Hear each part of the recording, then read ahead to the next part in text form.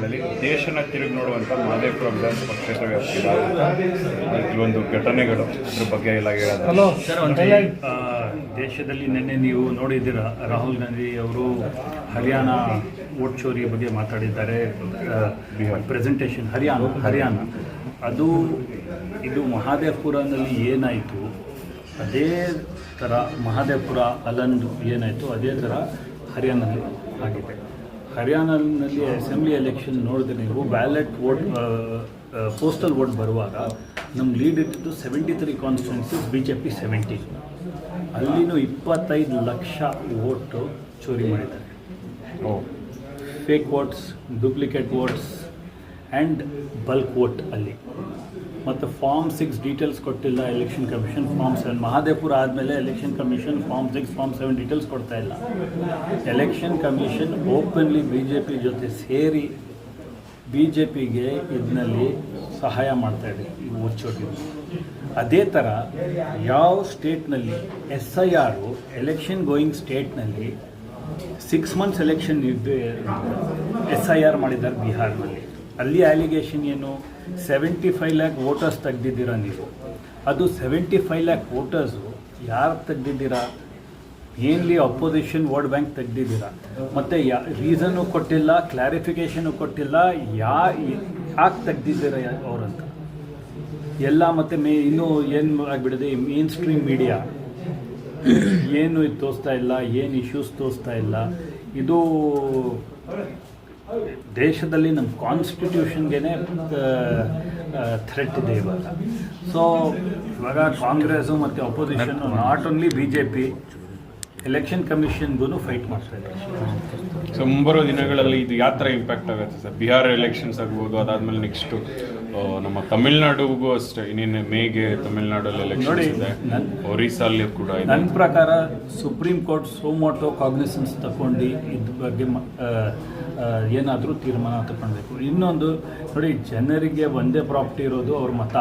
ಮತ್ತು ಜನರು ಜನ ಏನಿದ್ದಾರೆ ಅವರು ಒಂದು ತೀರ್ಮಾನ ಮಾಡಬೇಕು, ಅವರು ಒಂದು ಸಾಹಸ ಮಾಡಬೇಕು, ಎಲ್ಲ ಚೋರಿ ಆಗಬಾರ್ದು ಅಂತ.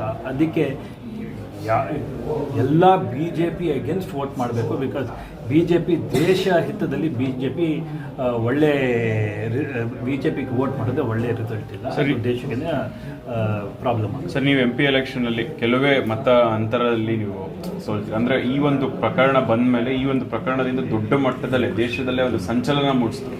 ಸೊ ನ್ಯಾಷನಲ್ ನ್ಯೂಸ್ ಆಯಿತು, ದೊಡ್ಡ ಮಟ್ಟದ ಒಂದು ಸಂಚಲನ ಕ್ರಿಯೇಟ್ ಆಯಿತು. ಸೊ ಇಲ್ಲ ಅಂದಿದ್ರೆ ನೀವು ಗೆಲ್ತಾ ಇದ್ರಿ, ಅಂದರೆ ಆ ಒಂದು ಇದೆಲ್ಲ ನೋಡಿದಾಗ.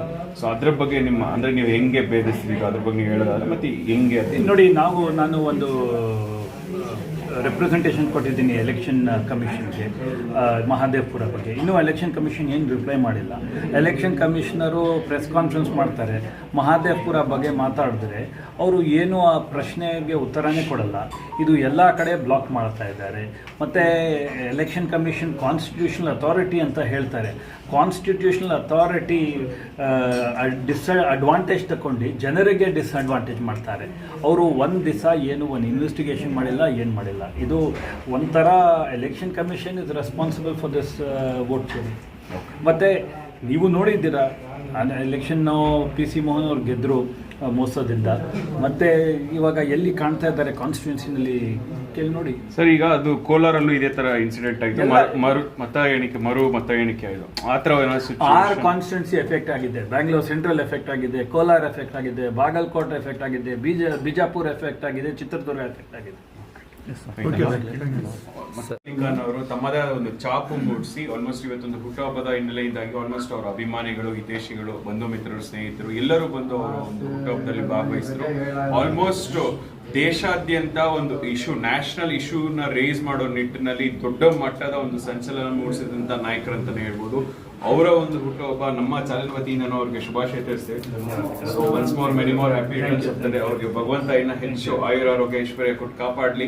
ನೆಕ್ಸ್ಟ್ ಮುಂಬರುವ ದಿನಗಳಲ್ಲಿ ಉನ್ನತ ಸ್ಥಾನಮಾನಗಳು ಕಾಂಗ್ರೆಸ್ ಪಾರ್ಟಿಯಲ್ಲಿ ಅವ್ರಿಗೆ ಸಿಗಲಿ. ಯಾಕಂದ್ರೆ ಎಲ್ಲಾ ದೊಡ್ಡ ಅತಿರಥ ಮಹಾರಥ ನಾಯಕರೆಲ್ಲ ಅವರ ಒಂದು ಗಮನ ಸೆಳೆದಿದ್ದಾರೆ. ಸೊ ಅಂತ ನಿಟ್ಟಿನಲ್ಲಿ ಪ್ರಾಮಾಣಿಕವಾಗಿ ಫಸ್ಟ್ ಟೈಮ್ ಎಲೆಕ್ಷನ್ ನಿಂತಾಗ ಇಷ್ಟು ದೊಡ್ಡ ಮಟ್ಟದ ಒಂದು ವೋಟ್, ಇಷ್ಟು ದೊಡ್ಡ ಮಟ್ಟದ ಜನರ ಆಶೀರ್ವಾದ ಪಡೆದಂತ ಒಂದು ಮಹಾ ನಾಯಕ ಅಂತಾನೆ ಹೇಳ್ಬೋದು. ಮುಂಬರುವ ರಾಜಕೀಯ ಜೀವನ ದೊಡ್ಡ ಮಟ್ಟದಲ್ಲಿ ಸಾಗತ್ತೆ ಅನ್ನೋ ಒಂದು ನಿರೀಕ್ಷೆ ಮತ್ತೆ ಸುಮಾರು ಜನರಲ್ಲಿ ಆ ಒಂದು ಅಭಿಪ್ರಾಯ, ಮತ್ತೆ ಸಾರ್ವಜನಿಕ ವಲಯದಲ್ಲೂ ಅಷ್ಟೇ ತುಂಬಾ ಬೇಗ ಸಿಗುವಂತ ಪರ್ಸನ್ ಏನೇ ಕಷ್ಟ ಇದ್ರು ಏನೇ ಇದ್ರು ರೀಚಬಲ್ ಆಗ್ತಾರೆ, ಏನೇ ಇದ್ರು ಮಾತಾಡ್ತಾರೆ, ಸ್ಪಂದಿಸ್ತಾರೆ ಅನ್ನೋ ಒಂದು ಒಪಿನಿಯನ್ ಕೂಡ ನಿಮ್ಮ ಮೇಲೆ ಇದೆ ಸರ್. ಒಟ್ಟಾರೆಯಾಗಿ ಫೈನಲ್ ಒಂದು ಮಾತು ಎಲ್ಲ ನನ್ನ ಅಭಿಮಾನಿಗಳು ಮತ್ತು ನಮ್ಮ ಕಾರ್ಯಕರ್ತರಿಗೆ ಮತ್ತು ನಮ್ಮ ಎಲ್ಲ ಫ್ರೆಂಡ್ಸ್ ನಿಮ್ಗೆಲ್ಲರಿಗೂ ನನಗೆ ಬಂದು ವಿಶ್ ಮಾಡಿದ್ದೀರಾ, ಧನ್ಯವಾದಗಳು. ಆ್ಯಂಡ್ 24 hours ತಮ್ಮ ಸೇವೆಯಲ್ಲಿ ನಾನಿದ್ದೀನಿ. Thank you sir. ಮಕ್ಕಳ ಹೈಯರ್ ಎಜುಕೇಷನ್, ಮಗಳ ಮದುವೆ, ಕನಸಿನ ಸ್ವಂತ ಮನೆ, ಇದಕ್ಕೆಲ್ಲ ಹೆಂಗೆ ಹಣ ಹೊಂದಿಸ್ಬೇಕಂತ ಟೆನ್ಷನಲ್ಲಿ ಇದ್ದೀರಾ? ಇರೋ ಚಿನ್ನನ ಅಡ ಬಿಟ್ರೆ ಬಡ್ಡಿ ಮೇಲೆ ಬಡ್ಡಿ ಕಟ್ಟಬೇಕು. ಮಾರಿಬಿಡೋಣ ಅಂದ್ರೆ ಅರ್ಧಕ್ಕರ್ಧ ಕೇಳ್ತಾರಂತ ಆತಂಕದಲ್ಲಿದ್ದೀರಾ? ಟೆನ್ಷನ್ ಬಿಡಿ, ನೀವು ಅಡವಿಟ್ಟ ಚಿನ್ನವನ್ನ ಬಿಡಿಸಿ ನಿಮ್ಮಲ್ಲಿರೋ ಹಳೆ ಚಿನ್ನವನ್ನ ಇಂದಿನ ಆನ್ಲೈನ್ ರೇಟಿಗೆ ಕೊಂಡುಕೊಂಡು ತಕ್ಷಣ ನಿಮಗೆ ಬಾಕಿ ಹಣ ಕೊಡ್ತೀವಿ. ಕೋಟ್ಯಾಂತರ ಜನರ ಆತ್ಮವಿಶ್ವಾಸ ಹಿಂದೂಸ್ತಾನ್ ಗೋಲ್ಡ್ ಕಂಪನಿ, ಇದು ನಮ್ಮೆಲ್ಲರ ಕಂಪನಿ.